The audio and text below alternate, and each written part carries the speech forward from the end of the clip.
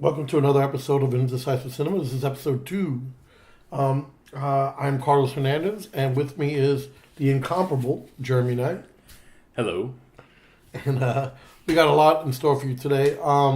Focus today is on a director, a Japanese director that we both enjoy, Takashi Miike, or Miike, as he said last week, which I thought was funny.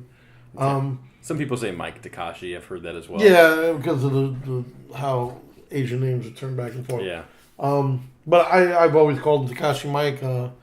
I've been watching his movies for a long time, and we're going to talk about him. And we also got a lot of other things on the plate. Jeremy, give him a taste of that. So we're also going to discuss. Carlos finally saw Gone Girl. I know it's a little bit late, but who cares? We're gonna talk about it today. And then we're also going to do our Netflix picks. Both of us have 2 for the day, and if we have time, we might discuss Cronenberg a little bit. David Cronenberg. Particularly A History of Violence. That we might run out of time. We'll see. But definitely going to talk about Takashi Miike and Gone Girl. And I'm actually going to start out. We've got some movie news. So a couple weeks ago, it was like 2 weeks now, they released the Star Wars trailer for the upcoming Star Wars film by J.J. Abrams. And with it, obviously, the internet exploded, and there were a lot of interesting things a lot of people had to say about the trailer. We're not actually going to talk. I mean, we could discuss our reactions to it, but because of the craziness that happened when that trailer came out, several different news, article or news companies and people like Cracked in particular is a site that I read a lot. They wrote an article called 4 Stupidest Reactions to the New Star Wars Trailer. And I mean, so like people are going crazy about this. And so there have been articles written about people's reaction to just a freaking trailer. So we're going to... Well, I mean, we're talking about Star Wars. True. And we're talking about the next set of trilogy films, which, I mean, and of course, unfortunately, or I don't know, not directed by Lucas, but directed by J.J. Abrams, who changed the face of Star Trek. Which for the better, I think we both agree. Yeah, very clever. I mean, if it wasn't that way, I would have hated Star Trek and everything afterward. But a great idea how they changed it, and I'm all for it. So it is a big thing. I mean, Jeremy, how old were you in '99 when the second trilogy came out? I was very young. I was like 7. 7. So, what were you? Did you go? Were you excited about? Were you a Star Wars fan? Yeah. I would say I enjoyed it. I went to see. I remember seeing Phantom Menace in theaters. Your dad took you almost. Yeah, and I thought it was cool. I mean, I don't remember if I fell asleep during it or not. I mean, I can't sit through it anymore now. And you didn't see Attack of the Clones or the other one in theaters? I don't believe so. I might have seen the third one. I don't know. It's been so long. But yeah, that was kind of like. I remember seeing the first one though with my father in theaters, and it was a big deal. It was. I remember we all cut out of working at the Whitney, and we all went to the Ziegfeld Theater in Manhattan and watched Phantom Menace. It was me, Davey Chuck, Stacy Cratch, and Georgie, Gregory Pops, who I called Georgie. And I mean, it was exciting because I was there for the first set too. I mean, I wasn't into Star Wars in '77 because no one knew what it was. But to watch the second set of trilogy, it's very exciting. So now we got this third set with J.J. Abrams. And probably not going to be a trilogy. Probably going to be a lot of films. We'll see. That's right. It's Disney, so it'll be every other year. It may be a trilogy. We don't know yet. it would be good. I don't think they've released any information. No, we don't know. They've discussed certain directors like Rian Johnson. That would be. I can't wait. I'm all for that. Yeah. Some people dislike Looper. I thought it was a great film. And Brick Brick is my favorite. Looper is my second favorite. Yeah, I'm all for a Ryan Johnson Star Wars film. No, definitely. So yeah, we might get 6 movies. We might get a movie every year. We have no idea. I'm assuming probably not. If you have a good direct like that, I'm all for it. That'd be interesting. Takashi Miike directs. Yeah. I don't know if that'll ever happen. We'll see. But yeah, no, I mean, like I think it's exciting. I think what Disney's doing with it is very good for that series. I mean, like definitely. Lucas wasn't doing anything with it. I mean, it's been how many years has it been since the last Star Wars? Last one was 2005. Yeah, so it's been a while. It's almost 10 years ago. And I mean, it's like we need something new. I mean, absolutely. Yeah. And I mean, it took 3 years to reboot the Spider-Man trilogy, and it's been like almost a decade now since we've got a Star Wars film. So everybody's excited about it, I think. Yeah, I am. So with that being said, you have a lot of idiots on the internet that just perfect segue.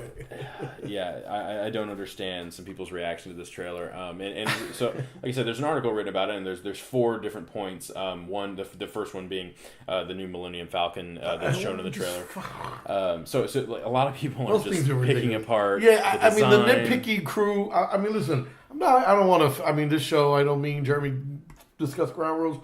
I don't want to be offensive. I mean, I may curse a few times, and in the old show, I offended everybody and got in trouble for it. But I mean, this is ridiculous about nitpicking about an antenna on the Millennium Falcon. Yeah, I mean, what the.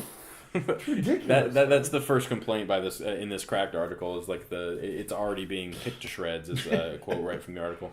I mean, in particular, the satellite dish that is located on top of the Millennium Falcon. People think it's important enough that people, for some reason, people think that's an important aspect of. Yeah.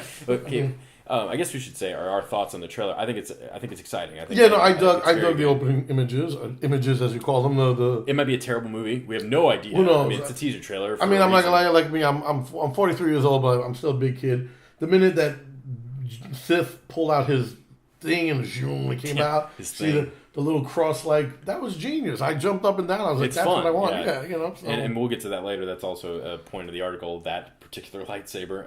But yeah, I mean, I think for the most part, it's a perfect teaser. Agreed. Like I said, we have no idea what it's going to be like. I mean, some people have actually. Some guy got on 4chan a couple weeks ago claiming to have worked on the film, and he was giving away major plot spoilers because he's read the script, and that was an interesting thing. So there's all kinds of ideas on the internet. We have no idea what's true and what's not about the plot of the movie. What did they say? Give me a taste. Another 5 seconds. No, I'm not going to go into that. No spoilers. You guys can go read that because if it is a spoiler, I don't want to spoil. Yeah, we decided that today. No spoilers. So like I said, it might be completely false, but we don't know. So I'm not gonna get into that. But yeah, so people are complaining about just the design of things in the trailer, and it's just crazy. When we get into that. Why has it gotten to that point? Because you know why? Because of the internet, which is funny. Because right now we're using that as a medium to express ourselves and provide our voices. But I mean, the internet's got these. I don't want to be stupid. I mean, they're not all fat, nerdy, geeky guys who live with their parents. They might even be executives. But it gives them a place to say. Geeky guys. Yeah, we're both fat. To be clear, so that's. We don't live with our pet Bob. Yeah. but my point is this. I mean, we feel that we can say whatever we want, and so we're fighting over the satellite dish on the Millennium Falcon, where it's being placed in this new trailer. And it's actually, like, there's pictures in this article showing, like, the location. Yeah, right. And it's actually in the same spot. I mean... Yeah, just because the shot is reversed. They don't realize that. I don't understand. I mean, like, I might just be completely missing something, but, like, it looks like it's in the exact same spot. It is. There's no difference. So, yeah, I have it's no ridiculous. Idea. But anyway, yeah. Yeah, so moving on to the point 3. People are going crazy about the colors of the stormtroopers. Oh, my God. All right, guys. There's this thing called lighting in a film, like, and people are going crazy, like why are they blue? Or green? Why are the stormtroopers blue? It's dumb. Okay, it's lighting, guys, and people are actually going as far as color correcting. It. It's like they're not supposed to look white in the trailer. Like they probably are. They're the darker. There's these blue fluorescent lights right above their heads, making them look blue, guys. And that scene is supposed to give you this dark, foreboding feeling. And I mean, I know George Lucas just went back on his word and said expanded universe doesn't count. But in the expanded universe, there's something called dark troopers that are the next step of stormtroopers in the future, which takes place about 20 years after Star Wars. And the minute I saw that shot, I did the same. I was like, oh shit, dark troopers. And that's what it. I mean, granted, I didn't. I just thought blue stormtroopers. No, and the lighting, but the way it was like this Nazi foreboding. Yeah, it's awesome. Storming across whoever they're gonna put their foot in their ass, and I loved it. And then you guys are worrying about the color. You're so stupid. It's completely ridiculous. Oh gosh. And then comes the next point on the list in the Cracked article is the lightsaber, and the shape of it, the hilt is what people are calling it. The exhaust vent. A lot of people. There's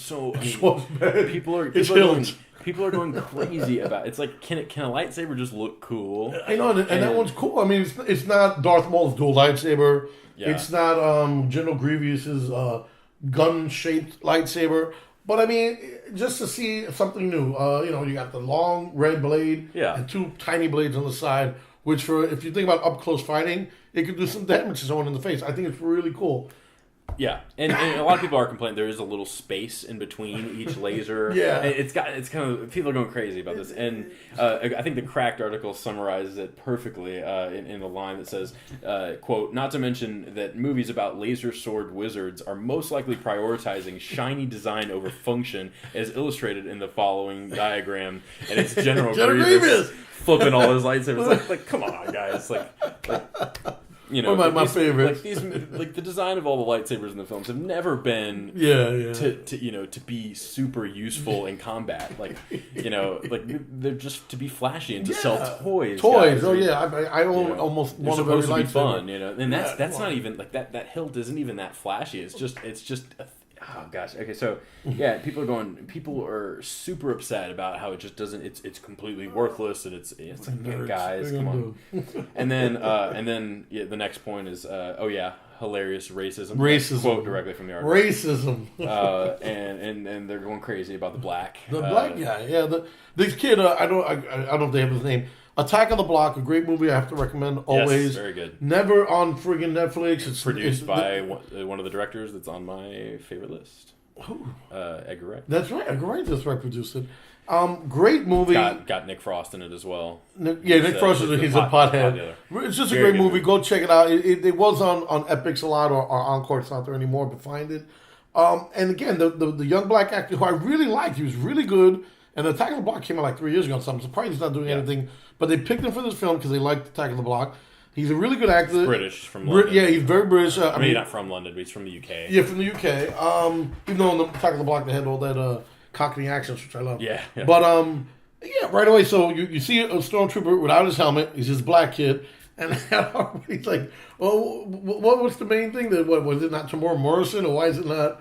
People are upset because the stormtroopers are supposed to be clones. From Tamora Morrison, as you saw in episode 2, whatever, Attack of the Clones. But again, we briefly discussed this earlier, so continue. Yeah. I'm just saying, no, I mean, again, bringing back what I said before about the expanded universe and George Lucas' biggest mess up of this whole thing. In the expanded universe, we find out between Star Wars Episode 3, Revenge of the Sith, and Star Wars Episode 4, A New Hope, whatever the hell you want to call it, they did away with Kamino. And Kamino was a cloning plant, a facility. It was destroyed. So then, when the Empire became this force in the universe, of course, people are going to say, "Oh, I'll become a soldier in the Empire, and I'll work my way up in the ranks." And thus, you became the new stormtroopers, who were actual individuals and not clones. And as you can see in Star Wars and Empire Strikes, they don't. When they get shot, the helmets come off. You see regular people. They're not Tamora Morrison. They're not Australian actors. So what's the big deal that a young black guy is now a fucking stormtrooper? I don't understand. He was a great actor. Yeah. I guess, it reminds me of Blazing Saddles when Cleavon Little takes off his his Klan hood. Yeah. So you got this black guy who dressed up. Maybe it's all these redneck racist people who are pissed that they're seeing a black guy with a white costume. I don't know, but it's stupid. It's ridiculous. I mean, the fact that there's a thing about racism in Star Wars is hilarious. Yeah. It's unbelievably stupid. Yeah, so that's the internet's reaction to a minute-and-a-half long teaser trailer. Episode 7, of a movie that's not coming out for another, I guess it's 6 months. Next year. It's a full year from now. That's what the internet has done. Are you going to see it? Of course. Yeah, I'm going to probably go opening week. I'm going to say up front, I'm not I like Star Wars a lot. they're not favorite films of mine. I mean, Yeah, I like agreed. science fiction, and that's why I like them. But, Star Trek's more my bag, but I do like Star Wars trilogies. Yeah, and it's, I mean, I grew up with them there, but I've always been like more like if you're gonna talk about like a trilogy, I've always been more like Lord of the Rings. Lord, yeah, Like if I had to pick a nerdy thing that I love, it'd be Lord of the Rings over Star Wars. But but this makes me excited for Star Wars again. Yeah, agreed. So that's our thoughts and the internet's thoughts on the teaser trailer. It's ridiculous, and people are going to argue for another year about this until the movie comes out. So or until we get another trailer at least. Exactly. Yeah, I was going to say to the next trailer. And then in other movie news, we're moving into the Academy Award season. Lots of movies, and also the Golden Globes nominations, which I forgot we should discuss that at some point. What are they? Yeah, I didn't even know they. We'll talk about them next week. Next week. All right. But yeah, so lots of movies get nominated for things, and it's an important time for movies because it helps them make money. Movies that win awards, and so movies are trying to push for awards, and one of those movies in particular is Transformers. Oh my God. Transformers 4. Michael Bay and crew has decided to basically do an Academy Award push for consideration in all areas, including Best Director, Best Picture, Best Cinematography, Best Marky Editing. Mark, Best Actor, being nominated. Yes. Which is absolutely he lost his shot with Boogie Nights. It's over. Yeah. So yeah, gosh, when we're moving into the award season, though, in the upcoming weeks, we'll discuss. I don't know if Carlos has seen enough films to come up with like a top 10 or like a Best Picture list. For this year? For this year, but I've seen enough. You have. I haven't seen everything, but we'll definitely talk about our picks.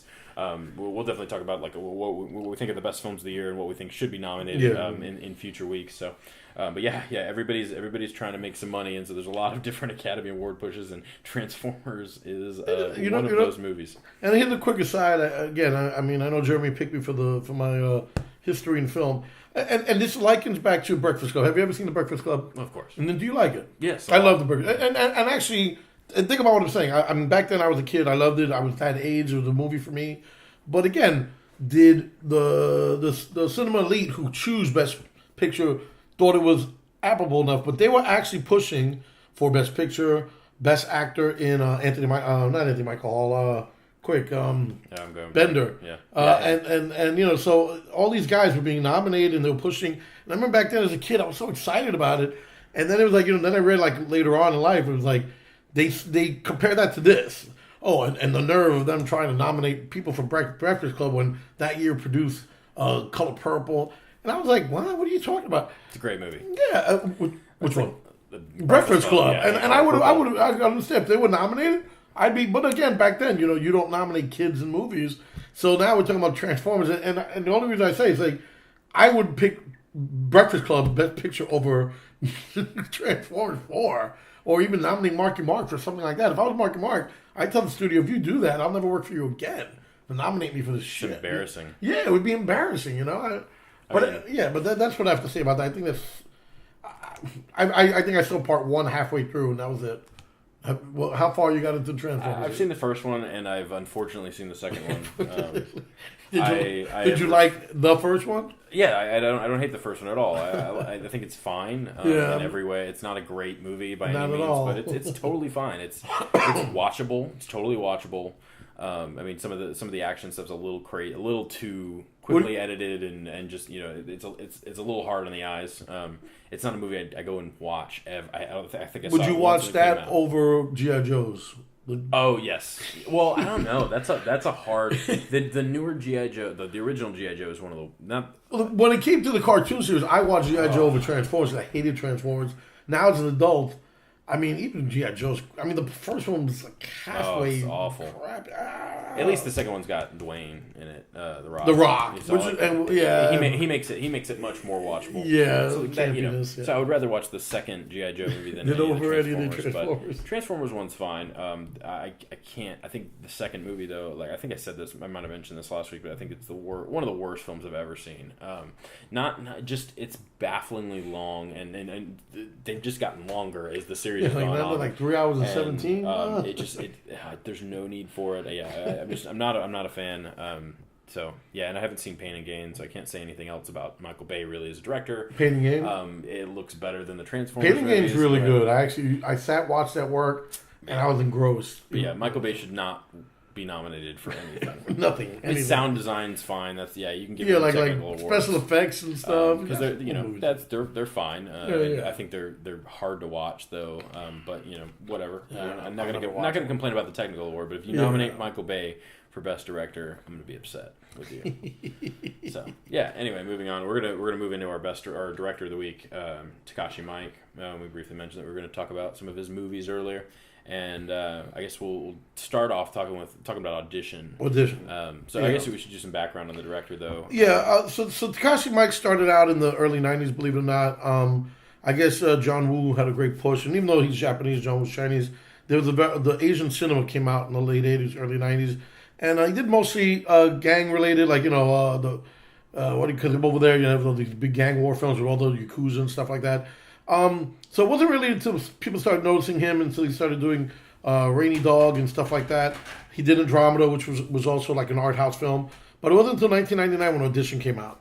And it's funny because I think Audition, I've seen maybe third or fourth. But Audition's the first film. And it's interesting because you compare it to the next movies we'll talk about.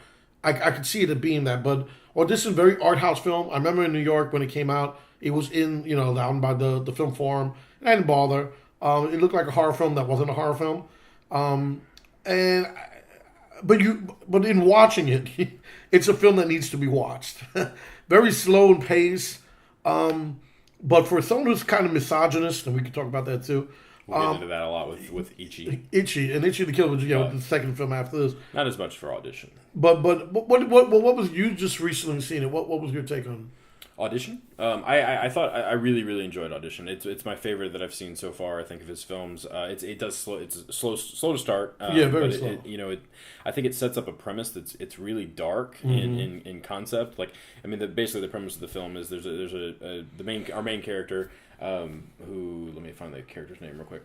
Basically, his wife passed away, and he gets a good friend in close business. Shigahara. Yes. They get together and they form an audition to find him a wife. And for a fake movie. It's an audition for a fake film movie, that they're not planning on making, and that's they have no intent on making this film, but they're still going to hold this audition, and hence the title of the film. That's really, and the movie kind of plays it straight. It doesn't play it out as like this really dark thing they're doing, but it's really kind of messed up. Yeah, when you think about it, and it's really, really dark in concept, and I think that sets up. That's a really good premise for a movie. And when it started, I watched it and I thought, that's an interesting. I didn't realize the whole film was about that. And the whole first hour of the movie is just about this audition and this him dealing with seeing all these new women and deciding whether or not he wants to be with any of them. And there's some really good character stuff with the main character in a film that's really about this girl who shows up to the audition, and she's a little creepy. Yes, and Asami. Yes, and we might get some of the names wrong in all these films. Yeah, we're not Japanese, but so the pronunciation and things. Please forgive us there, but yeah. So Asami shows up and he kind of immediately falls in love with her, and this is like 20 minutes in the film, I'd say. So it's not really a spoiler. It's setting up the whole premise, and she's not who he thinks she is, and that's kind of. And in all ways, I like the fact that they present her as the plainest, Janest, quietest of everyone. You have these beautiful women. Big really boobs, outgoing, sexy, and she's just like the quietest. And for a man who's in his, I'm assuming he's in his 40s, 50s, with a young son in his late teens, early 20s, you'd want a wife, I guess, like that, even though she looks as young, as about as old as his son. Yeah. But yeah. He looks 20 years older than she is. Yeah, I mean, no doubt. Yeah. And it's just, and then once that happens, begins the Takashiness, and even I say, which a lot of people have also said, about his Lynchian stuff, and it gets really artistic. There's a scene, and I mean, again, not spoiling anything. Several scenes. We're not going to get into spoilers for any. Yeah. Because I definitely would recommend Audition. It's not one I want to spoil for anybody. But the scene with the phone when it rings. Yes.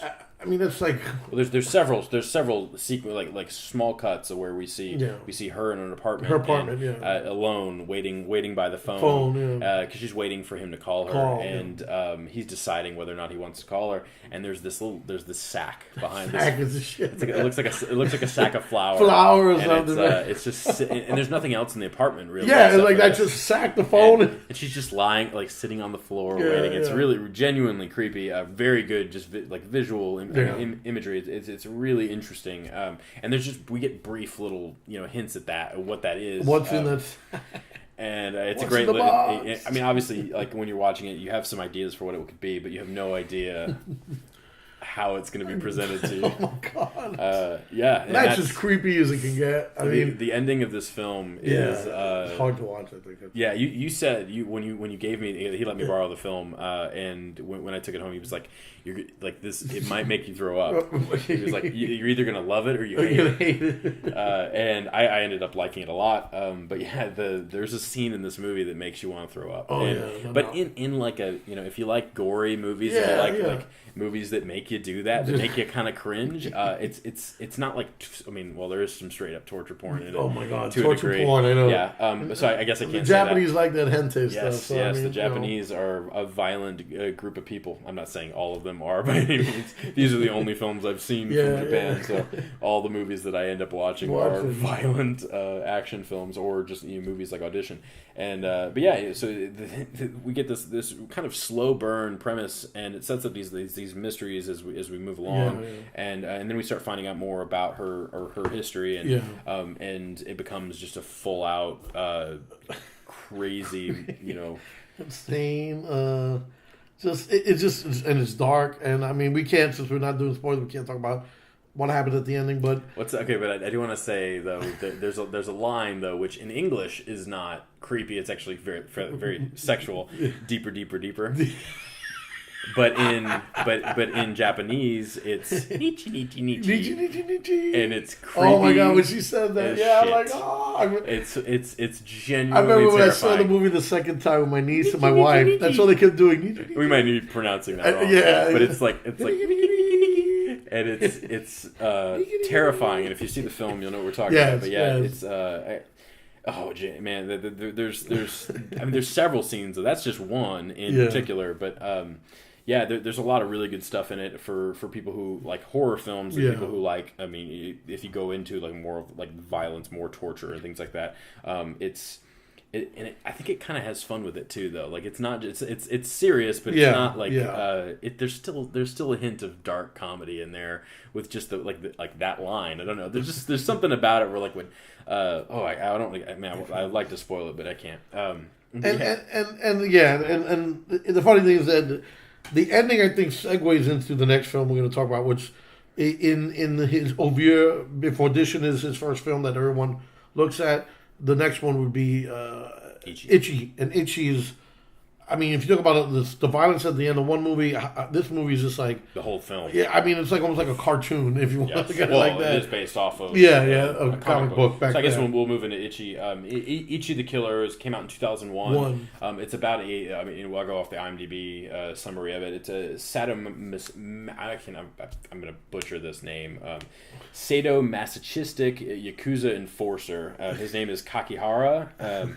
And he's insane, and he's like as crazy as a person can be. He likes physically hurting himself and other people, and this is our main character for this movie. And this movie is on Netflix, so it is one that you can go watch. It's a transition into much lighter violence in comparison to something like Audition, which ends on a very violent note. This movie is about violence. It's really basically Kakihara works for the Yakuza. I mean, he works. I mean, I've said he's an enforcer. He goes and basically tortures people to as a bully for the mob. And I didn't. I'll get into this later. But the mob boss goes missing, and so he has to go find this person. So he tortures a bunch of people along the way, and it's one of the more violent films I've ever seen. Yes. Even later on, I mean, I'm nothing compared, I think, to Ichi. We could go over all the other ones, but nothing like that. genuinely violent.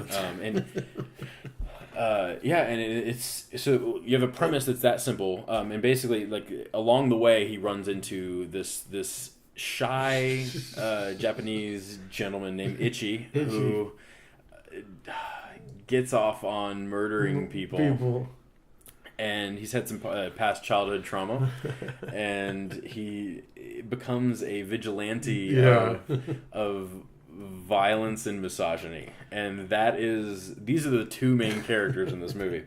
So you have a masochist or masochist. I don't know how to pronounce that, but you have that's our main character, one of our main characters, and then you have this misogynistic vigilante serial killer named Ichi, and that's our movie. And so Ichi, like Kakihara, I'm butchering this name. Kakihara. He starts being he becomes fascinated by Ichi because he thinks that he might be the person that can bring him the pain that he's always wanted. So that is the premise for Ichi, and I watched the film for the first time. Actually, I watched it as a double feature with Audition, and I liked a lot of it. There's a lot of first of all, it's crazy and in a fun way. But fun. It's really violent, but it kind of. There's violence, but it's silly. There's a playfulness to the violence, and part of that is because the main character is enjoying it. And so we get, and it's dark, and that's really disturbing. But it's done playfully enough that it's not like, I mean, there's torture in the movie, really violent torture, but it's almost still kind of fun, and that's something that the movie kind of toes that line throughout the entire film, I think.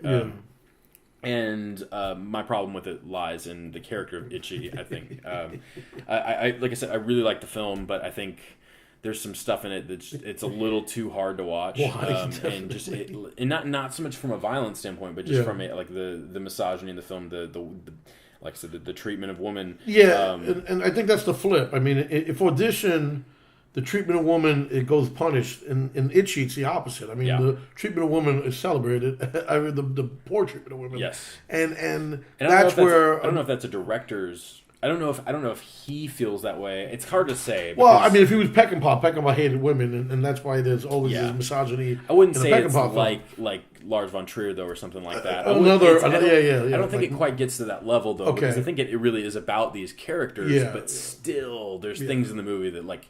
I think it's within the film, and not that Takashi Miike in any way, shape, or form is a misogynist. Even though all of his films deal with it, and like I said, that year, just as an aside, that year he made 8 movies alone. He's one of the hardest working directors in show business, absolutely. In Japanese. And in Visitor Q, again, I'm just throwing this in. It's the movie that came out right before Ichi, and basically, I'm just throwing it. You need to watch it just to see about misogyny, because that's a film that opens up very raw. Man having sex with a young woman, and then right after the sex happens, money's thrown at the person, you find out, like a big reveal, and after that you're like, holy shit, and this is the world of Takashi Miike. I won't give out the big reveal. Like I said, it happens within the first 5 minutes of the movie, but Visitor Q, misogyny with women, is also in that film, and it's rough to watch, and again, this movie's about a family, and it's a family film. I mean, there's some violence, but it's more about this family, so. But again, Ichi, like I say, I think it's like you said, so it's based on a comic book. The violence is celebrated, and in most comic books, I mean, up until the time, American comic books are more celebrated as art, but Japanese comic books are always, anime has always been over the top about sex and violence, and I guess that's why he did it perfectly, and it's just so out there, you know what I'm saying? Yeah, and I mean, it is based on source material, and it is in a foreign language, and so like the tone of it, I feel like is, I haven't read the source material, and so like maybe upon second viewing, I don't know if it just doesn't translate for me, but I feel like the way that it's shown, the way these sequences are shot, they do make you feel uncomfortable when, especially in the context of everything else being really playful and violent. Yeah, agreed. You have these sequences of rape that are brutal. Some of them are very graphic and very brutal, and down almost to the point of being kind of gross. And that's kind of where you cross the line for me. So I really think it's a huge, it really just some cutting out some scenes a little, just snipping them a little bit. I feel like you could really tighten this movie up a lot and make it great. In my opinion. Yeah. But I think some of that kind of stuff. It's not a movie I can recommend when I felt uncomfortable through a lot of it. But I'm a huge fan of violence. I think the violence in the movie, the torture. Like there's a sequence where they hang a dude by hooks, and they pour burning, scorching, lava hot water on his back. Yeah, that's fun to watch. I mean, it really because it's done playfully and it's just man, it's a lot of fun and it's creative and it's fun. And then you have I wrote some of these things down. You have people dressed in like weird. These are some weird Japanese. Yeah, the look of the film. So you have a guy that tortures people with bunny ears on at one point, and Ichi himself wears a costume that murders people, and he also the way that his tool of trade, I suppose, is these blades that come out of his shoe. So that's how Ichi kills people. Is he slices their necks and things like that with these like roller skate razor blades that come out that like shoot out of his shoe and then he slices their neck. It's ridiculous and that's a lot of fun. Yeah. And then like the amounts of blood and like there's buckets of blood, like squirting, like just ridiculous. And that's fun. That's a lot of fun. So that's. The movie's a 10 out of 10 when that kind of stuff is happening. And I love and I don't want to sound, but I do love watching it. I mean, I do, and only it's because it's over the top. Yeah. I mean, I'm not. If it were played straight, this would be a hard. Yeah, this would be. It would say how bad of people we are, but I mean, it's and so, from there, if you want to branch out to there's only two other things, and again, I might be wrong. People can say, "Hey, you missed this, Carlos." There's only two other things that he did after this before we get into he does like 8 films a year, so there are some short films, things like that we haven't seen, and but we're going to talk about his main films that have gotten the most critical praise. Which the next one will be Gozu, and then you said you haven't seen it, right? No. And Gozu's another film. So I mentioned Lynchian and Audition.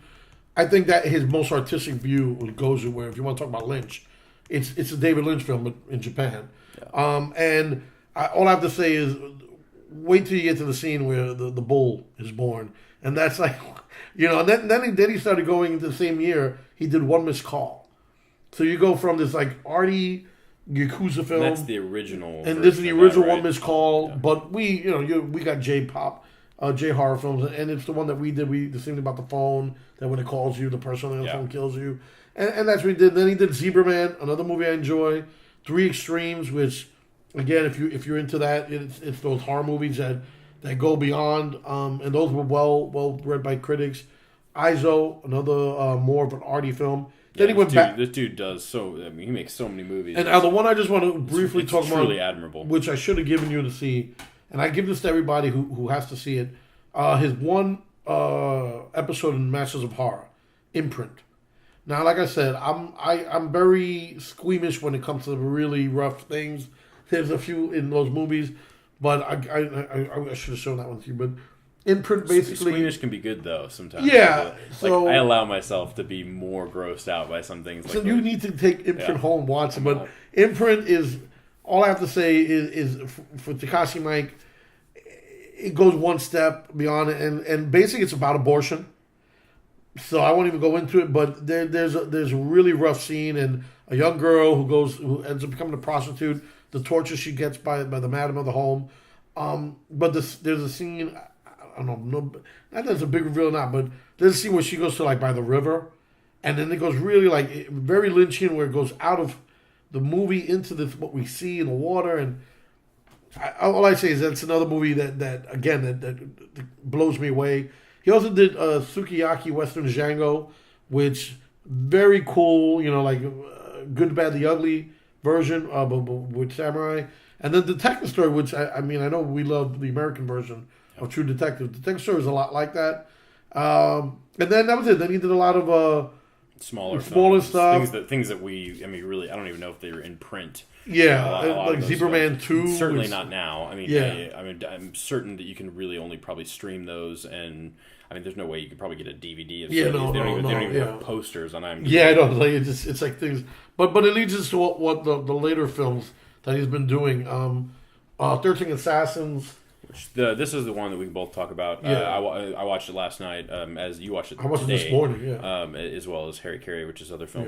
Yeah. But 13 Assassins is a drastic change of pace for him. Yeah. Not just pace in terms of like the pacing of the film, but also just in terms of the content. And, because mostly he was into the gangs, yakuzas, or within, but he's never done anything where going back to the past. School, old school stuff. And old school Japanese history. Yeah. I don't know if the 13 Assassins is based on a true story or not. I don't think it is. There is a little code in the beginning and the end, but and if it is, it's not. It's a fairly generic premise, but it sets up a ridiculously violent and crazy last hour. Basically, 13 Assassins is you've got this insane warlord that works for the shogun. He's a shogun. I don't know if he's a warlord, but he's a bad guy. He's the brother of the newest the brother-in-law of the newest shogun. The shogun before him was his father. Yeah. So he's inheriting this position of power, and he's an awful, just insane person that murders people. Left and right. And he's a fantastic villain. Really, and this is a huge strong point of this film. There's very few villains that can amount to. In terms of like the. I don't know, the amount of violence that he commits towards innocent people. There's some scenes in this movie that are real rough with him, but it sets up. It's like the bows and arrow scene. Yes, that's the one of the best films of the film.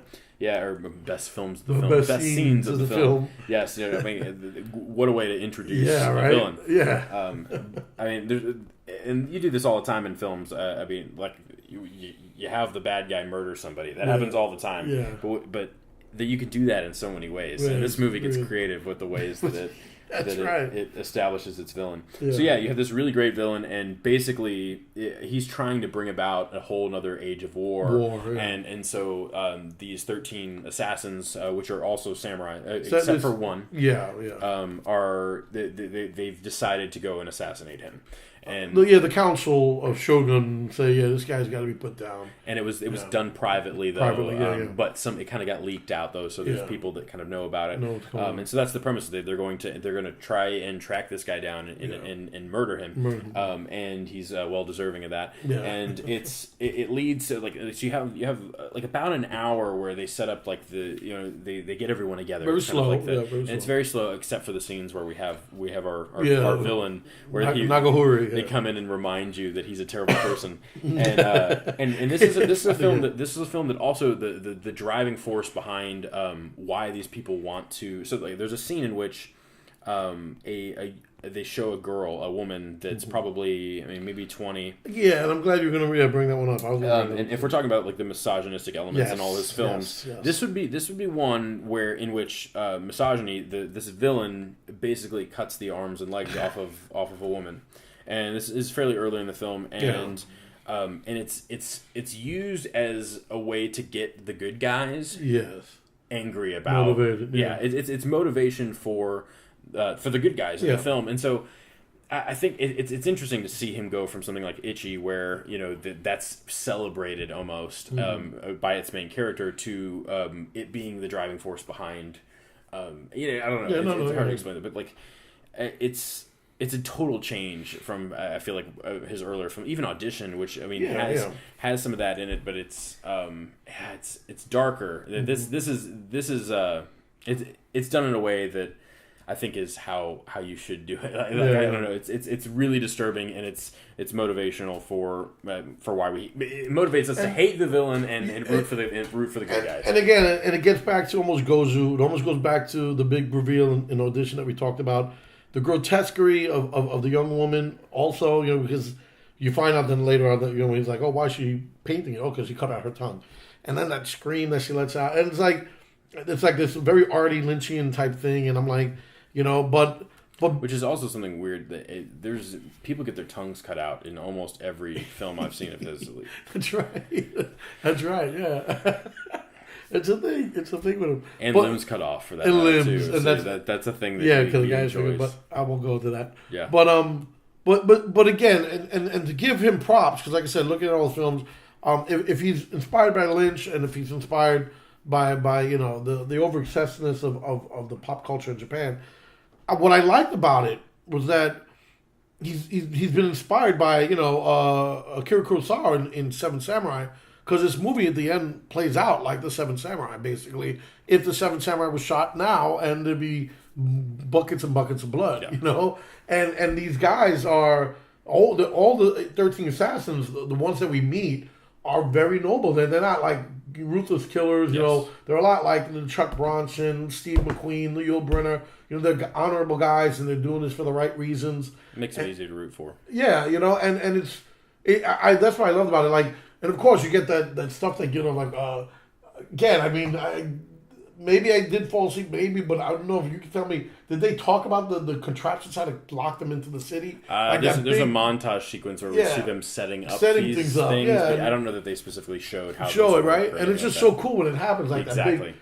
Those things close in on them on this side. On basically, that side. They trap these. They trap. I don't want to get into spoilers. Yeah. It's not really a spoiler, but like they draw this man into, or the villain guy, into the city. And lock them in and trap them in, and violence ensues. And so they have these contraptions that close them in, and it's really badass. Yeah, it is. I mean, and you're gonna root at the ending. I mean, for people who aren't as arty as us, who want to see a good film, you'll enjoy it because there's a lot of history. There's a lot of good shots like that. Like I said, with the girl. It's a little slow to start. I think there's about 45 minutes until you have this hour of straight violence. But I don't think that it really wastes time. I think it's just slow. No. Yeah, it's slow, but then so is Audition, and it pays off. Yeah, and this is the same thing. It's Absolutely. Like come full circle. It's hard to complain about it just because I mean you can, but I don't know that it's not something I'd cut out. No, of course not. It characterizes these 13 people. Agreed. So that the Japanese people look very similar. Let's be honest here, especially from our perspective.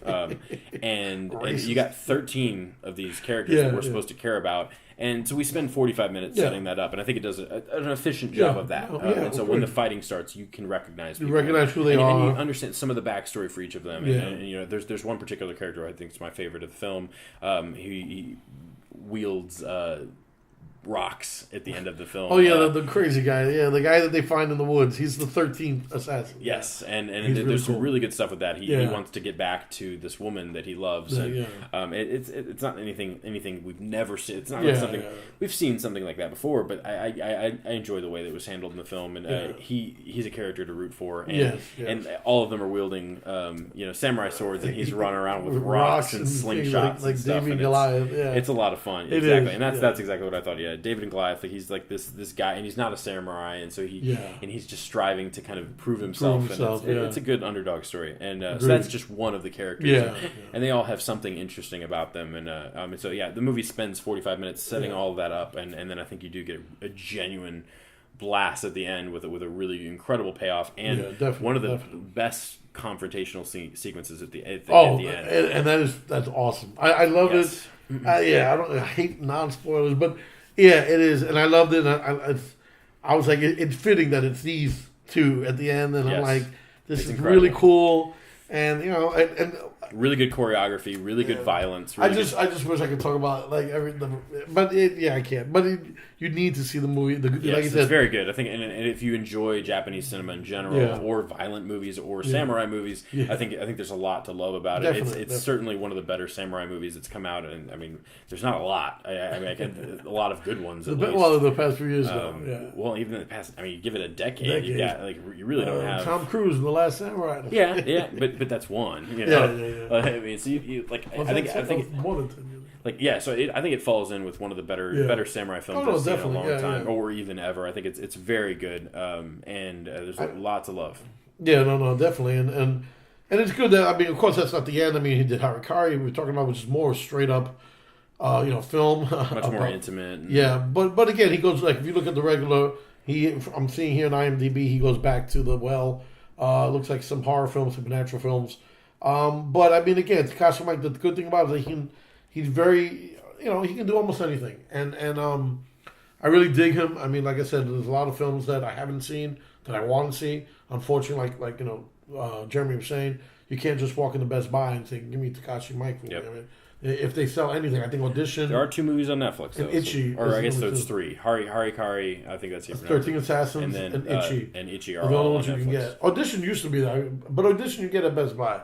But No, again, you can't get Gozu. You can't get Audition at Best Buy. I used to work at Best Buy.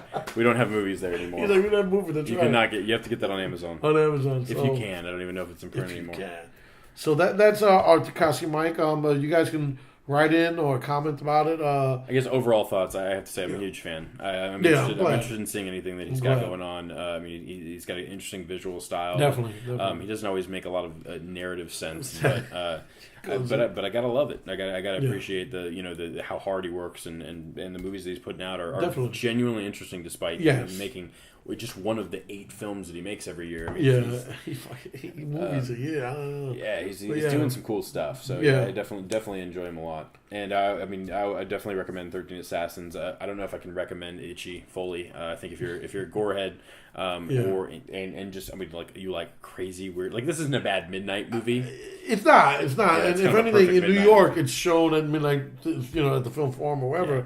I mean, super it's a violent. Yeah, definitely. I mean, like you say, and I understand where Jeremy's coming from. I mean, I love film. I mean, I would be someone to recommend it, but I know what he's saying, and it is a little bit over the top. I don't want you to think anything bad of both of us, but it's just you enjoy cinema. This is one of his bright gems in this pile here, and and I'll be honest. I mean, I love Audition, but I'd watch Ichi before I'd watch Audition. But again, it's just a great director, Japanese director, and I look forward to seeing what he continues doing. So absolutely. And so I guess we'll move on to Gone Girl will be our next topic of discussion. Yeah. And then we'll just move on to our DVD picks. I think we're nearing an hour now, at least, or maybe even over. Let's see here. But we're almost at an hour. So I guess we'll move on to Gone Girl, which you saw. I saw. Finally saw it. Thanks, Steve. I saw it. I saw it the opening weekend. I think it was the Friday it came out.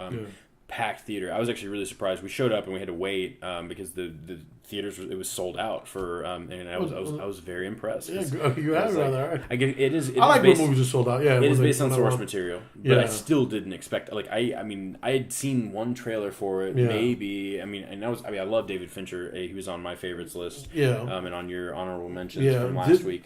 And the source material, the good thing was what I liked was Gillian Flynn, who wrote the book, wrote the screenplay. And that's why I think the movie's so good. A lot of people. I haven't read the book, so I'm not going to say anything about the book. But a lot of the fans of the book also loved the movie. Good. They said it stayed true to it for the most part. Not every aspect, obviously. Movies are never going to be 100% the book. It never happens. But I heard that it's fairly true, and I think it's one of the best films of the year. I enjoyed. Like I said, I've seen a lot of movies this year. I fucking love Gone Girl. I mean, it was just so damn well done.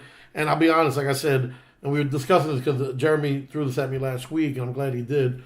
The film, if you see the first trailer that was released in September, it plays straight up like a crime thriller. Yeah. Which also plays into a thematic element of the film the way that media, the movie's about the media, and it's about these your typical specials on like hour-long specials about murder mysteries and things like that, and so the trailer plays exactly like what you'd see on Lifetime Network at 8 o'clock at night, something like that. That's like this.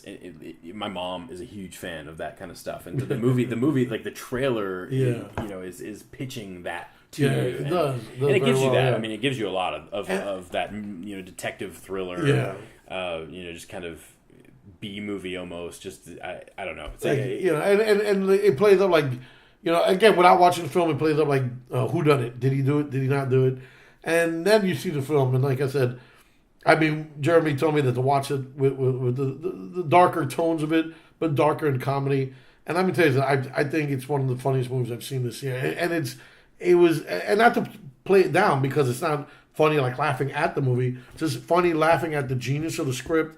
Genius of the actors. I mean, Ben Affleck hit it every time. Yeah, he's great. The actress who plays his sister Margot. Yes, she was in Leftovers, I believe. Is that what she was? Yeah, that's right. And I like HBO. She's very good. She was so good. She definitely stands out. I want to give her props. I want to get a name. Here's good. Carrie Coon. As well. Yeah. Carrie Coon. Oh my God. And then that she was a twin, and I was like, oh, that's kind of cool. Yeah, they have a genuine relationship. They did. It's like when you watch that film, she was so good. It's like if Ben didn't carry it across, she carried it across. These guys were brother and sister, and they loved each other, and she loved him so much. I'm assuming he was a couple of seconds older, but I mean, and then again, I mean, you have like what's his name, Tyler Perry in the film, who's very good. He's fucking good. I mean, I'm not a big fan of Madea, even though everyone's going to yell at me for saying that. But I mean, his serious stuff of late. He's so good in this movie. So charismatic. Yeah, and just, exactly. He's on the top of his game. I mean, he's really, really fantastic in the film. But that's just... I mean, then you have, I think, the person that steals the show, Rosamund Pike, though. Oh, yeah, Like, of all those great performances, Amy, you have somebody that really shines. And let me see, what has she done before? Because, like I said, I was sitting there and I could have sworn she was in 1,000 things. Pride and Prejudice, Jack Reacher. Jack Reacher, oh my God. Yeah, so that's why this is like her first real film. The World's End. She was in The World's End. She played the sister in The World's End. Did she? I got to watch that again just to see her, because she was... I like her in that. She was good. Let me tell you something. Like She's a small role, but yeah. She's without doing any big reveals, she did shine in this movie, man. And it's like, I'll be honest, I hated her in this film. I hated her. Oh, yeah. And I hate her character, not her. She is. And it's like her character, I wanted to beat the shit. It's like, I remember sitting there, it's like, oh my God, my ex-wife could have been that if she was any smarter, man. It's like, you know what I'm saying? It's just. But again, I mean, she did steal the movie. She does. She's fantastic. But again, Doogie Howser, fucking Neil Patrick Harris is in it. He's also good. He's also good. Everybody's good. Yeah, which is a sign of a solid director, and a solid script though. Really well written. Very well written. By Gillian Flynn, and I cannot talk today at all, as you can hear. You got this. But yeah. I mean, it really strong cast, really good direction. Obviously, you have David Fincher behind the camera. Yeah. I mean, his typical style is there. The only thing that I would say is different from a lot of his films would be the score. And just kind of the overall, like, the tone is still very, Fincher. And the look of the film is still very, Fincher-esque. But, I mean, that score kind of gives it this dreamlike quality, I think, that's very different for him. Yeah. But plays well with the film. Fits, it fits because, very well. I mean, just without, like I said, just about the whole concept of, woman, husband's wife disappears. Oh, I guess we haven't talked about the plot of the movie. Well, yeah, and it's not giving away anything. I mean, you can see, like, and as you see in the trailer, it's not a big reveal. When the focus comes on him that he may have killed or done something to her, you get this sort of, like, because Ben Affleck is so good as an actor and what, fighting this I didn't do it thing, it's nightmarish to think, like, oh my God, like, because you say it's like this. You can ruin your life. Yeah, and the music sets it because it's like, I sat there too and I thought about it. I was like, imagine if like that would have happened. Like, what would you do? It's like a dream. Yeah, it's like a dream. That like, bad one. And that's why the tone, the music, the score, it just sets it. And it's just so good. Everything works in this film. And I mean, going off of what you're saying, you also have. I mean, I briefly mentioned this, but you have that element of like the way that pop culture and the way that the media kind of influences this whole aspect. Definitely, like it influences the whole story. And there's one of the best shots in the film is when he walks out to get his trash towards the end. It's not a spoiler. He walks out to get his trash, and there's no one there. No one there. Yeah. And I wanted to applaud. I was like, "This is exactly it's 100% accurate in the way that the media would treat a story like this." Yeah. And there was one sequence where he goes on camera to talk about it, and it's fantastic. It's I love that. It's just genuine, and that's where Tyler Perry comes into play. Tyler Perry plays the lawyer. I guess we haven't discussed the plot though. Let's go over that. Ben Affleck goes out to it's his anniversary, and he goes out to go see his sister at the bar. At the bar, she works there. Like the bar, which is so meta. It's so meta. Like so meta. Yeah, terrible name. But, Thanks. And so they go to the bar, and he goes to meet his sister, and they kind of discuss kind of what's going on and whatnot. And he comes back home, and his wife's gone. Yeah. And that's the premise. I really am not gonna go into anything else because I don't think that you should know anything going into this movie other than that. It's a black comedy. It's a very dark film, dark comedy. It's really not supposed to be taken that seriously. Yeah. And I think, I mean, you saw it, and you saw it in a packed theater as well. Yeah, I was telling him because it came out in September, and I went, with my girlfriend Rhonda the other day, and we went in, and there was like one old lady sitting there. We were like joking around about not getting seats, and within the 20 minutes of the place became packed, and it was like filled with people, and I was like, so that's how well or how good this movie is that 3 months after its release, it's still You saw it at the getting Dollar on. Theater too, right? No. I went to AMC It's Gulf. still at AMC. AMC Gulf is the only place you can see it. But thank God I could get there, and that place is packed. All the hipsters were there. You got the older crowd, and I'm not giving the stuff away. I mean, the hipster gave it away right there, but I was surprised at how many people showed, and I was like, thank God we came early. We got seats because I actually thought I was going to go late, so we didn't have to worry about it. But the place was packed 3 months after its release. That should tell you something about this movie. Yeah, and I mean, in our theater, everybody connected with it. I don't know that everybody loved it, but everybody laughed. Yeah, and that's what I like. I like that every time I was laughing, somebody else was laughing with me, and it goes. You feel a connection. There's a connection. Like, that's the best I like that, feeling. but the audience is sitting all in the theater same place. and going, because if there would have been crickets, I would have been upset. You know? yeah. And I was laughing the most. I mean, Rhonda was laughing because I was laughing, but I was laughing the most because I got every joke in the film. And there's sometimes I was laughing by myself, but for the majority of this movie, everyone hit the same note. They all laughed at the right points, and it just made me happy because I like seeing a movie like that. You know, when I saw Memento way back when at the BAM Cinemas in Brooklyn, everybody was in on. We knew it was going backwards, but it's like I like when an audience is all in one, and that's a good experience. It just makes for and especially 3 months after the movie came out. That's what I'm saying. You don't get that very often. Gone Girl. I mean, I'm glad they released it toward the end. I mean, it gets Oscar consideration. I don't know if you wanted to talk about the nominations at the Golden Globes. I didn't, because I didn't even hear that they. We'll go into that next week. Okay. I have a lot to say about that. I think they butchered it. I'm just going to put that out. When there. is it? When is it? Oh, I don't know when the because event remember is, for the next 2 weeks. Yeah, I think the nominations for the Golden Globes are baffling to me, but we'll get to that next week. Next week. That might be not next week, but the week after. I'll be in New York next week. Okay, so week after. Yeah, so that might be one of our main topics of discussion, and even by then, if it's already happened, is it in January? No, it's January, but I'm thinking it's the first week, and that's why I want to do it. We'll do it the next week because I'll be in New York next week. So next time we'll discuss the Golden Globes, which Gone Girl did get nominated. Okay, I don't remember for what. You got me hanging. I know Rosamund Pike got nominated. Good for her. She was really good. I love that. But yeah, we'll discuss that next week. I got a lot of things to say. I do. And before we end, and this is the thing. There's been a lot of movies, and again, I only because I love 70s film. Jeremy can attest to that. And from 1968 to 1980, I think is one of the best times in cinema. And of course, because I'm a very dark person and it's a dark time. But it happened again, and I only mentioned the last time I've seen it happen, and only because I'm being lazy.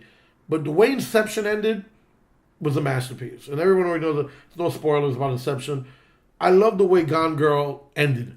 Yep. It ended on such a 70s note that it had me so floating out of the theater. A lot of people were up in arms about it. I wanted to, again, this whole movie, there were moments where I just wanted to slow clap. Yeah, let it build up. Hell yeah, David Fincher, you do your thing, man. And Fincher's one of those, and it was just such. I was like, I feel like this movie has so much life to it, though. The humor and the performances. I mentioned this last week. I feel like David Fincher is just kind of giggling at the audience the whole time. It's funny, yeah, right. Pulling the strings in the background, going just the way that the performances, the way how dry it is, and how evil it gets. I feel like David Fincher is well aware of that. Yes, of course. And maybe I'm wrong about that. I feel like I connected with that though. You are a funny man. It's genuinely funny and very, and it's an absolute blast. I don't know if the only reason it might not end up being on my favorites list of the year is because I don't know if I'm going to love it as much a second time through. Interesting. Because of the mystery. Because of the big reveals. And almost like The Sixth Sense. How many times can you watch The Sixth Sense? Exactly, and really be as surprised by it. So I think there's a lot to. Because it's as funny as it is, I think I'll definitely enjoy it again. But who knows? We'll see. But it's definitely a great film, especially the first time through. It's late now, but if you can catch it in theaters, I think it's if worth you're here seeing in Houston, AMC Gulf Point 30 is showing it. I don't know about this weekend, but it's there still. It should be there through the week at least. I hope so. I hope they keep it on until they do that little Oscar thing that they do in February, and they show all the movies. And it should get nominated for screenplay, and so I'm sure it'll get. Listen, it needs screenplay. I don't know if it director's should win it, always going to be on 50-50 with director. Ben Affleck should get a little nod. This girl, no, Ben Affleck won't get nominated. No, Rosamund Pike will. Yes. Because it's her first big movie. Yeah, and she's great. And she fucking hits on the... I don't know about Scoots, but I know... Scoot McNairy, yeah. Yeah, no, he's in a tiny role. I love him. And this girl, Carrie Coon, I think is going to get nominated. Even Kim Dickens, the detective. She is great. She's great in it. I could see her getting a nomination before Carrie Coon? Yeah. Oh, that'd be sad. Even though I think she's fantastic. I don't know if she has enough screen time. We'll see, because I'd have to look over all So what's considered... Listen, Marlon Brando got nominated for Best Supporting Actor in Superman for 17 minutes of screen time. Yeah. So we got to start weighing this. It's a supporting role, though, in an ensemble cast. Well, that's why I said these two would be Best Supporting. She'd be Best Actress. I mean, I don't know. The problem, I haven't looked over the list, though, at least for the female actresses. I mean, I know that Ben Affleck won't get nominated because there's just too many strong male performances this year. Yeah. We'll see. But yeah, it's. I know that it'll be back out in theaters though for Oscar season, because it would be a travesty if it didn't get nominated. No. I think it's universally loved by most critics. I think it'll definitely get a nod for something at least. So it's better screenplay, because screenplay is genius. Yes, I mean screenplay alone. I think we'll see it come more award season. So catch it then if you can. It's definitely worth seeing in theater. Definitely, yeah. And I guess we'll move on to our Netflix picks for the week. I've got 2. Carlos also has 2, I believe. Yeah. Correct. And I'm going to start out with mine. Going on, dark Japanese cinema. I think this is actually Korean, but I don't know, to be honest. It's Asian. I Saw the Devil. It's Korean. It's awesome. It's a great film. It's on Netflix. These are our Netflix picks. It's definitely on there. It's a dark, violent film about revenge. A man's wife that gets murdered in the first scene, and he goes to track down the killer that murdered her, and it's a lot of fun, just in a dark, violent way. And there's some really interesting. It's got the guy from Old Boy, the guy who plays the serial killer in the movie. Well, I gotta check it out, because I love Old Boy and I love him. He's so good. He's outstanding in it, and so the main character is outstanding in I Saw the Devil as well. And it's shot. It's gorgeous. The movie. I mean, and it came out in 2011, I believe. Min-Si Choi. I'm looking at the wrong thing. I'm looking at Old Boy. Yeah. Min-Si Choi, 2010. Okay, 2010, yeah. Yeah. So it's very good. I'd highly recommend it if you like foreign films at all. And if you're still listening, I'm assuming you probably do. So yeah, definitely check that out. And then my second pick for Netflix would also be The Kill List. Not The Kill List, it's Kill List. And it's by Ben Wheatley, directs, and it's a film from the UK about a married couple who are struggling, and because the husband's out of work, and one day his friend comes over to try and get him to come back to work, and their job is they work as hitmen, and it goes from kind of this domestic drama into straight horror over the course of the film, and it's one of my favorite films of the past 5 years at least. I love it to death. It's the type of movie I'd want to make. It's one of the most intense experiences that you'll have, and I wish I saw it in theaters. I didn't see it until it was on Netflix. Ben Wheatley is one of my favorite directors. Ben Wheatley, so definitely check out Kill List, and he also has most of his films are on Netflix as well. So if you enjoy Kill List, go check out some other stuff by Ben Wheatley. But so I'm going with my Netflix picks are dark, violent, disturbing films for those of you that enjoy those. If you don't enjoy those types of movies, don't watch these types. Don't watch these movies. But for those of you that do, those are my picks. So go check them out. And what are yours? All right, so I got my line over as you mentioned, Old Boy, I think was the one. Yeah, Old Boy, and again, I always when I say Old Boy, I'm going to talk about the original. Oh yes, it's a masterpiece. I mean, I could watch Old Boy in its 2 hours and change. I think it's almost 2 hours and a half. I can watch that movie over and over again. I mean, again, one of the best twists of all time. I think everybody agrees. Yeah, and again, I mean, I also mentioned because Spike Lee's versions also on Netflix. Yeah, and like I said, that's I guess what I told Jeremy is like I love Josh Brolin. I think he's become a really good actor. I agree completely. And I want to see what he does with it. I mean, we all found out that the twist is the same in the American version as well, which is good for Hollywood. To do a twist, which I won't give away, but sure by now doesn't save it from being the most pointless remake of a film ever. Which is true, and we were discussing about tone, like Spike Lee's tone. I agree with you because, like you said, Inside Job is such a great film. You know, and it's to clarify. Earlier, I mentioned not before we started recording. I mentioned that.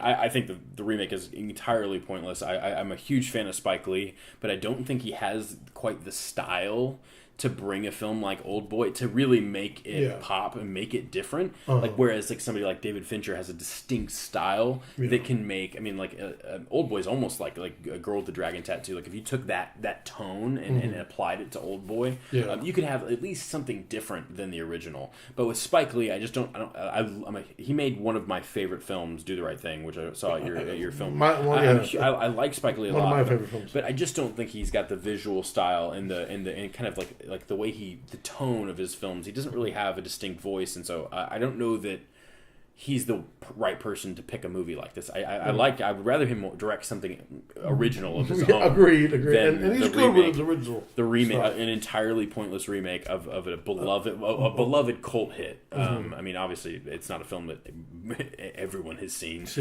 But I mean, those people that have seen it genuinely mostly enjoy it. And I think it's a travesty that it was remade for just no reason. For no reason to make it. And I mean, I'm sure it's fine, but I refuse to watch it. I don't think it should be existing at this point. So that's my stance on the current American version. Oh well, yeah, and I probably came out earlier this year. I believe. Yeah, it came out in April or something. Yeah.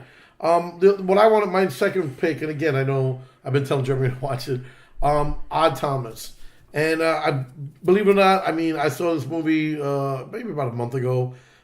Stephen Sommers, as you know, The Mummy, Van Helsing, Universal used them to bring their monsters back, and unfortunately, that didn't work out right. Even though because I heard they're revamping that again. But I watched it because the cover looked cute. It looked like a baby's version of what was that other movie? But regardless, Anton Yelchin is in it, and basically the plot is a young kid who had been clairvoyant since he was a boy, sees these death-like figures that he knows every time he sees them something's wrong, and the cops actually utilize him. William Dafoe plays the chief of police. He's really good in it, and they use him to get the strains going on, and but it's I guess whatever for the action. He could kick your ass, His power is being that since he can see the future, he can actually see what plays right before it happens. So I know they used it in Sherlock Holmes.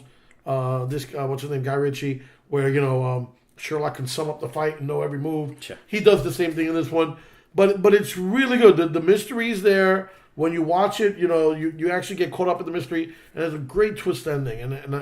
And I believe it or not, I was crying at the end. I mean, like I said, I've told you, I love to cry at films.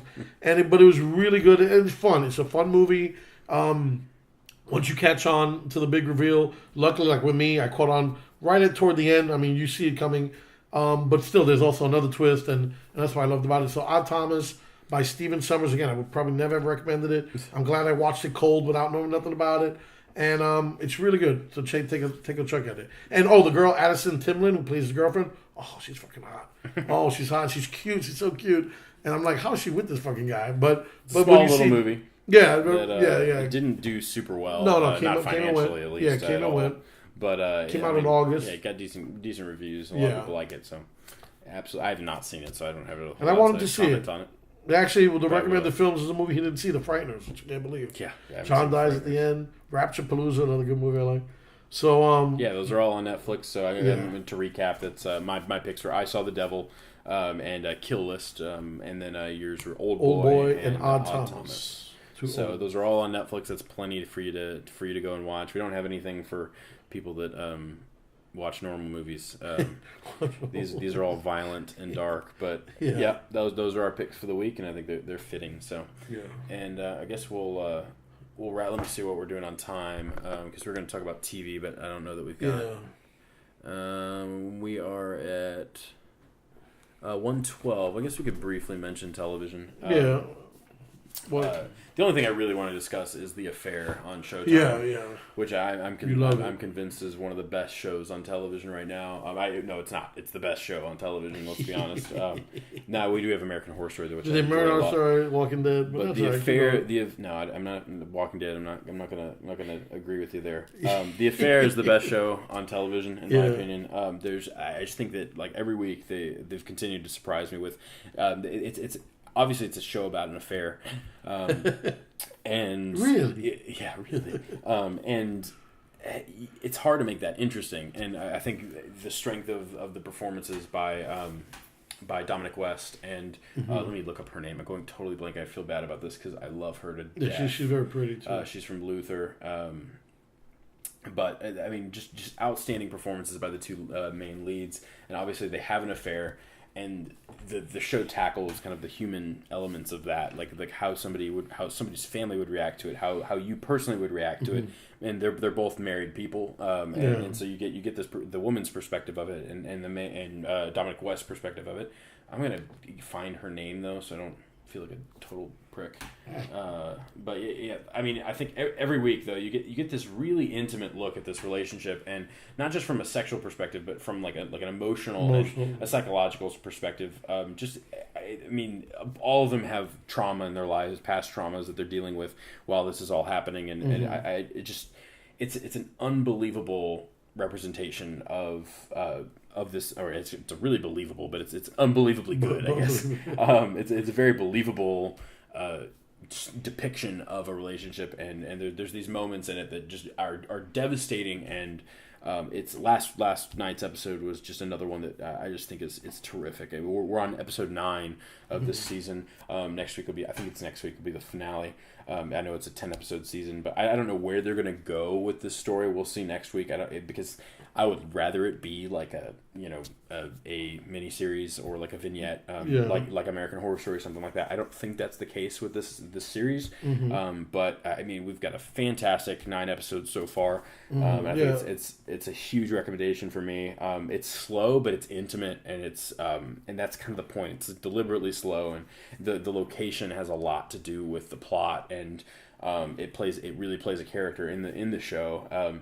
And it's some fantastic television, really good cinematography, and just one of the best performances I think I've ever seen from a female actress in television. I think Ruth Wilson is her name. I have looked that up. It also has Mara Tierney, who plays Dominic West's wife. I like Mara Tierney. She's fantastic. Everybody's fantastic in this show. Really good direction, really good script. It goes. There's a couple episodes that are a little like there's things start happening that are a little just a little too crazy, where it'll become a little less intimate. But I think when the intimacy is what works so well about it, and I mean really because of the strength of the performances, and I high recommendation. So if you've got Showtime, it's worth watching. I've also watched Homeland. I'm only 3 episodes into that. So Homeland and The Affair, both on Showtime. So worth the subscription in my opinion. Go check it out. And so I guess that's it for me. I don't know if you've got anything you want to discuss. Well, again, I unfortunately I've only watched 3 TV series this fall. Walking Dead, which you hate, American Horror Story, which we're going to talk about later, and what was this one? That's about it. No, there's another one, but it just finished up too. I don't know. But yeah, so I mean, since we can't talk about American Horror Story, which is a really good season, yeah. We'll discuss that next week. I'm gonna catch. So what's it? Well, then before we go, so what's your hatred toward The Walking Dead? I don't know that I ever said I hated it. Well, that's not true. I do hate the first season. Yeah. There's a lot to love. I think the first episode's fantastic. It's really great. And then once I get back to the trailer, I just think I don't know if it's the cast or if it's just the drama, but there's something about like some of the interactions with the characters I just don't find genuine, and I don't know. I just despise most of the people in that show, and I don't know. I've never been a huge fan. I caught season 2 on Netflix when they posted it because I kind of took a break from it after season 1. Yeah. Because I did start watching it when it first aired, and season 2 is actually, I think, a really great season of television. And I think that's a season where they get to the farm and everything after that. I really really enjoy it. And it's actually most people's least favorite season. But I think it's smaller in scope, but you have a lot of like really really really good tension between people. I don't know, like in just the arguments are realistic, and the whole thing with the missing daughter. Is she a daughter? I don't remember. Carol's daughter Sophia. Yeah. Yes. So that's a great mystery, and I don't know that was great week to week, but I enjoyed it in one sitting. A lot of people didn't like that. I give with it a terrific payoff, though, in my opinion, and one of the better like if you're gonna have two people butt heads, I think Rick and I'm going blank on his name. Herschel. The old man. No, not the old man, not Herschel. I'm not gonna spoil what happens in the season 2, but his arch enemy, I guess, in the show, the one that they start butting heads in the group, and you watch the show more than I do. So I'm saying this. Shane. Yes, Shane. That's right. Yeah. There's some genuine tension there. I think they started out kind of obnoxious in season 1, but I think they grounded that argument in reality for season 2. Yeah. And they actually had some genuine stuff to fight about, and so I enjoyed that. I think season 2 is a great season of television. Season 3 wasn't bad. It's not a show I can watch week to week. I don't know. There's just I don't like the characters enough. I do like the prison stuff, I love that they're starting to cast people from The Wire in the show. I'm a huge fan of that. But yeah, it's never been something. It's not a show I can watch week to week, and so I've always been like a year delayed on it, and I've pretty much just stopped trying with it. Well, again, I mean, being that I'm a fan of the comic book as well. I would love to read the comics. I don't know why you don't. It's so good, and this is actually. Rick becomes more and more like the comic book Rick, and I love it. I mean, it's like I agree with you that it has gotten slow, but this season was really good. And I just say, if you do one day when you're done with everything else and you say, let me just check it out, I think you dig it. I really do. But again, I mean, all I can say is that it's really well made. It is. Like, it's not a bad show by any means. I don't think. No. There's just And the way it ended this season was good. Everybody's back together in a way, and we head forth into this, realizing that there's nobody out there, and there's nothing out there, and that's that, and from here it just descends into, I don't want to talk about, but you need to see it, but yeah, but I that's what I've been watching. That ended a couple of weeks back. American Horror Story ends next week, so that's basically it. Yeah. And I guess we'll wrap it up. This is week 2, and we'll see you, I guess, in 2 weeks. In 2 weeks, I'm going to New York. Back to New York. I did not know that. For the holidays. My sister bought us tickets, me and the girls. So we're going to go out there, and when I get back, I guess that's December 29th. We can do... We'll do Golden Globes. We'll talk about the nominations and what I have to say about that. Just a preview. I think they're unbelievably ridiculous. I don't understand what they're doing with that, but I hope if the Oscars are anything like the Golden Globe nominations, I might not watch it this year. Yeah, so we'll talk about that. That'll take up a fair amount of time. I think we're also going to discuss Alexander Payne. I think it might be our director of for next week. We're going to talk about The Descendants, which I think is one of my favorite films of all time. I watched it recently this past week. It's one of the ones I watched. I'm letting Carlos borrow it, so we're going to talk about that, and then Nebraska as well, and probably some of his earlier stuff about Schmidt or Sideways, and then Election as well. One of my favorite movies. You haven't? No, I haven't. You got to see it. It's coming on Netflix too. So we will discuss that, and I guess thank you guys so much for sticking with us, and we'll see you in 2 weeks. All right, you guys take care. Happy Merry Christmas. Yes, that as well. Indecisive Cinema. Indecisive Cinema. You guys, good night.